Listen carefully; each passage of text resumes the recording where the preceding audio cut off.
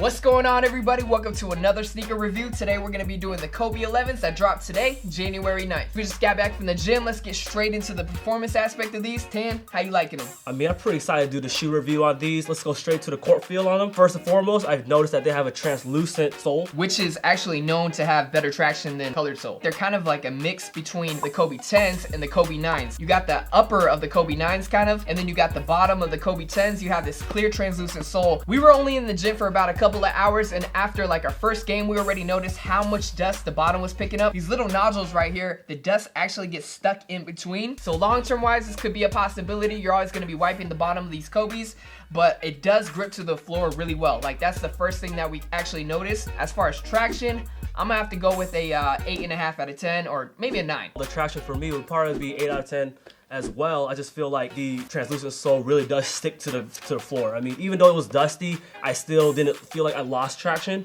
but I can see what you mean about moving forward, and with these wearing down, that could be a problem. Right off the bat, as you guys can see, the sole is pretty thin. If you look around the shoe, the sole is no more than an inch off the ground. So as far as like cutting and stuff, when it comes to the court feel, I feel like they did a really good job at the bottom of the lunar sole right here. It kind of feels like it adjusts to your foot when you're cutting. Even though I'm not a huge fan of the low court feel, I can see why a lot of point guards would like this shoe. The responsiveness is pretty good, and it's probably because it's not that stiff. On the Kobe 9 lunar lawn, it's flat right here, but these ones, they made these like little like hexagon it's like little grooves. Yeah, they're little grooves that kind of groove to your feet when you're cutting and whatnot. So I feel like they made the proper adjustments. This part is actually pretty high. The zoom air is pretty thick. It's in there, you could really feel it. I'm not usually a fan of the full length lunar lawn, but with these, I feel like maybe I could get used to them. And one thing that you brought up that was pretty important is actually on these lunar lawn soles, the top is lined with an actual fabric rather than in the Kobe 9s. Those were just straight up lunar lawn on the top. On Nike ID, a cool feature that they have is you could pick 3 cushioning technologies on the sole. So if you don't like just half zoom, you can do the full length zoom. I know a lot of people really like that option. If you were to eye these on Nike.com, what colorway would you make? Man, with the translucent sole that they have now, I say all white, snow white. The young Cinderellas, okay? So you would go with the all white? Let's talk about the price, man. $200. Oh, that's crazy, man. They might as well call these the don't ever play yourself. Congratulations, you played yourself. All right, let's move on. $200, that's a lot. All right, so let's talk about the overall performance. Richie, what would you rate them? I would rate these a solid 9 out of 10. Court feel, they feel really nice, similar to the Kyries. They're really low to the ground. I do notice that the Flyknit is a different material. They kind of have this plastic woven in within the Flyknit. I would have liked some type of cushioning within that, because when your toes do hit the outside toe box, it is kind of hard. It's not like it's like impacting really softly. It's actually kind of hard. I feel like Nike did their thing with this shoe. They definitely made the adjustments from their previous models that a lot of people were talking about they didn't like, and it seemed like they fused them together to try to make one ultimate shoe for Kobe's last signature shoe that he'll be wearing. Performance wise, I'm gonna have to give these a 9.5 out of 10. Okay. The minimalistic approach that Nike kind of went with these was through the roof. I mean, they used, even with LeBron, you gotta worry about the 360 air bubble, that carbon fiber plate. There's a lot of components to a LeBron shoe.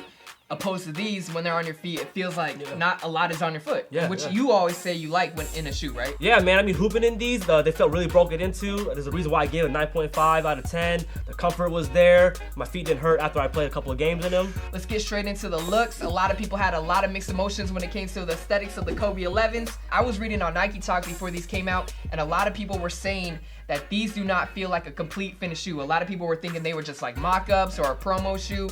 They felt like they were unfinished, like maybe there was some like back part needed. Missing back heel tab or something. Yeah. When I was looking at the pictures of these, it kind of reminded me of like a Ferrari looking shoe. That's how Puma, like, the Puma model. Ferrari looking shoe. It was just so sleek looking, especially on the Kobe 10s. The whole bottom is pretty thick. Shout out Liam V. These are a little bit more sleek, a little bit more low to the ground. So it kind of does take some time to get used to as far as like the look wise, but I think they'll grow on a lot of people. And I kind of like this gradient pattern that they got going on. Yeah, yo, another thing that I kind of noticed is, what are these called? The Achilles heel? Yeah, and I noticed that there's like a little icon that it kind of added with the all these models, and I feel like this is the Achilles, man, the Greek hero from the Trojan War. Okay, USC Trojan. All right, Tan, so when it comes to the looks, what are you rating them? I mean, when they first surfaced the internet, I didn't like them at all. I'd probably give them like a 4 out of 10, but you know, I'm not gonna lie, they grew on me a little bit after seeing more pictures, more colorways. I'd probably give them a 6 out of 10. Well, I mean, what about you? They don't look as sleek on feet as they do in the pictures, so I go with a 7 out of 10.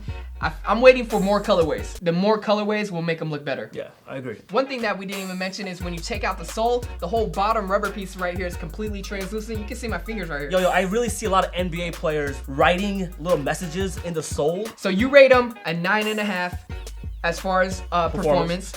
A 6? I gotta give it a 6. All 6 out of 10? All right. I'll give it a 7 now that you could do some little secret messages under the sole. As far as the sizing goes, I might want to recommend that you downsize half a size compared to my other Kobe's. Lengthwise, these had a little bit more room than my other Kobe's. As far as width goes, they run true to size. The Flyknit on the side might end up stretching a little bit after a few more wears, so maybe go down half a size. Alright guys, that's pretty much it for our Kobe 11 sneaker review. Fresh out the box, they're pretty much game ready. You don't really need to break them in. Really good court feel, really low to the ground, so if you like that, pick these up. 10. I mean, shoot, for $200, that's pretty steep, but if you've been wearing Kobe's for the last few years, you gotta roll with these. Thanks for checking out the video, and until next time, we out. Peace!